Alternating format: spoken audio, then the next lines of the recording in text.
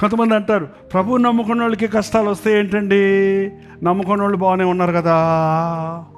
ప్రభు నమ్ముకున్న మామే ఇల్లు కట్టుకోలేకపోయాం, వాళ్ళు చూడండి ఎన్ని ఇల్లు కట్టేశారో.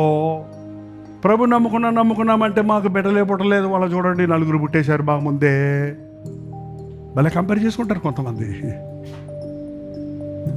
ఒక్క వాక్యం చూపించని ముగించేస్తాను చూడండి. 12వ అధ్యాయం హెబ్రీయులకు రాసిన పత్రిక 5వ వచనం.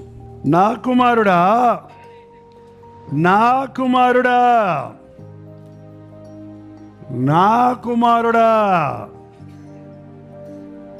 ప్రభువు చేయు శిక్షను తృణీకరించుకోము. ఆయన నిన్ను గద్దించినప్పుడు విసుకకుము. నా కుమారుడా, శిక్షను తృణీకరించుకో, గద్దింపులకు విసుకకు. ఎందుకు?